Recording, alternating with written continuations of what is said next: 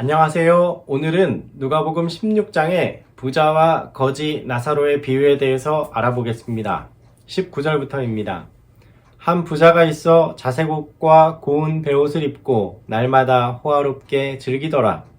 그런데 나사로라 이름하는 한 거지가 헌데 투성이로 그의 대문 앞에 버려진 채 그 부자의 상에서 떨어지는 것으로 배불리려 하매 심지어 개들이 와서 그 헌데를 핥더라.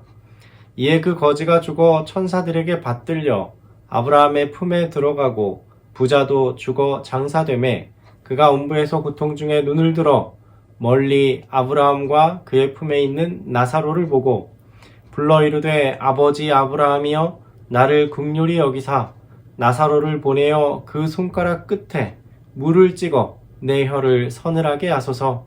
내가 이 불꽃 가운데서 괴로워하나이다.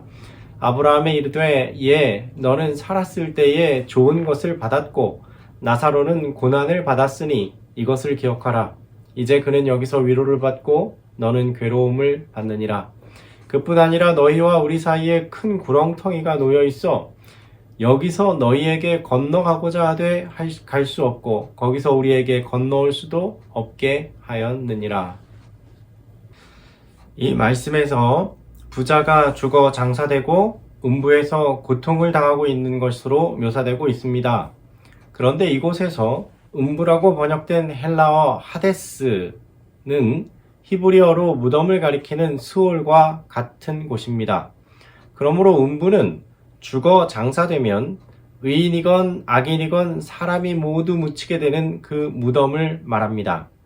그런데 무덤, 그러니까 하데스, 곧 음부에서 온갖 고통을 당하고 불꽃 가운데 태워진다는 지옥의 이야기는 이곳 외에 성경 어느 곳에도 기록되어 있지 않습니다. 첫 번째 의문은 모든 시대 모든 의인의 영혼들이 죽는 즉시 아브라함의 품에 안긴다면 아브라함 이전에 살았던 영혼들은 어디에 있게 되는 것입니까? 성경 다른 곳에서 의인이 죽으면 또 아브라함의 품으로 간다는 암시나 혹은 기록이 있을까 하는 의문이 듭니다. 두 번째, 말씀 속에는 의인의 혼이 머무는 아브라함의 품과 악인의 영혼이 불꽃 가운데서 고통당하는 음부가 대단히 가깝습니다. 얼마나 가까운지 서로 대화를 주고받을 수 있을 정도이지요. 만약에 내가 사랑하는 사람이 지옥에서 불에 타는 고통을 당하는데 그것을 다 지켜보고 있으면서 또 대화도 할 수 있다면 그곳이 정말 천국이 될 수 있을까 하는 의문이 듭니다. 세 번째로 죽은 의인의 영혼이 아브라함의 관할 아래 있어야 하는가 하는 의문이 듭니다. 그리고 고통받는 악인들도 하나님이 아니라 왜 아브라함에게 자비를 탄원해야 할까 하는 의문이 듭니다. 또한 비유에서는 죽은 의인의 영혼이 고통당하는 악인의 영혼을 위해 개입하고 있는데 정말 그게 가능할까 하는 의문이 듭니다. 그리고 이 말씀이 비유가 아니라면 성경 어느 곳에 이와 같은 기상천외한 가르침이 있는지 의문이 듭니다. 네 번째 의문은 비유 자체에 영혼이라는 표현을 쓰는 대신에 품, 눈, 손가락, 혀 등 육신을 가진 존재로 표현하고 있는데 이것을 어떻게 이해해야 합니까? 그리고 영혼은 몸과 뼈가 없는 것으로 이해되는데 어떻게 이 말씀은 왜 영혼이 몸을 가진 것으로 묘사하고 있는지 궁금해지는 것입니다. 결론적으로 말씀드리면 이 비유의 출처는 예수님 당시 민중들이 익히 알고 있었던 이집트의 설화였음이 밝혀졌습니다. 조아킴 제레미야스의 예수의 비유들이라는 책에 기록되어 있지요. 즉 이 이야기는 이집트의 알렉산드리아에 살던 유대인들이 이집트에 있는 지옥에 대한 설화를 팔레스타인 이스라엘 본국으로 가져오면서 생겨나게 된 것입니다. 이집트의 설화 중에 오시리스라는 사람이 사후세계, 지하세계를 여행하는 이야기가 있는데요. 이러한 이집트의 민족 설화가 유대판으로 변형된 것이지요. 당시에 잘 알려진 이야기는 이렇습니다.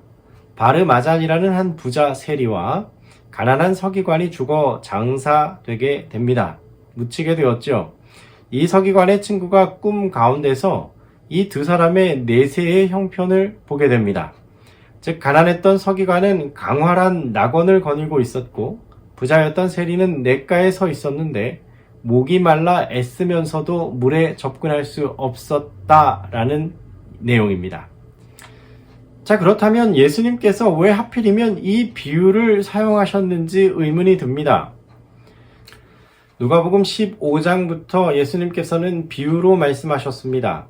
그런데 그 예수님의 말씀을 듣고 바리새인들은 14절 말씀에 돈을 좋아함으로 예수님의 말씀을 비웃었다라고 했습니다. 그래서 예수님께서는 그들의 상태와 그들이 보인 태도에 대한 대답으로 19절부터 시작되는 부자와 나사로의 비유의 말씀을 그들에게 해 주셨던 것입니다.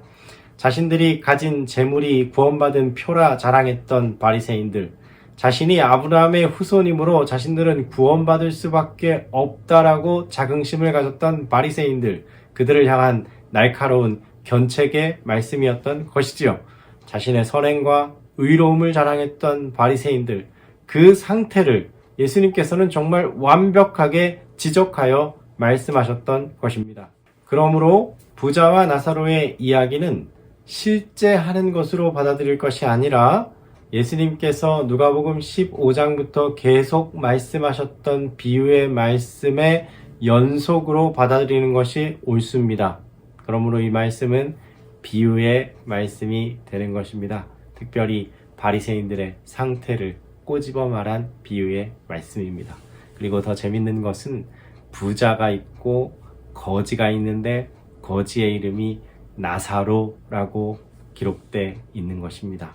예수님이 왜 하필 거지의 이름을 나사로라고 말씀하셨을까요? 이 비유의 말씀을 하시고 난 후에 예수님께서는 정말 예수님의 친구 나사로를 무덤에서 살려내셨습니다.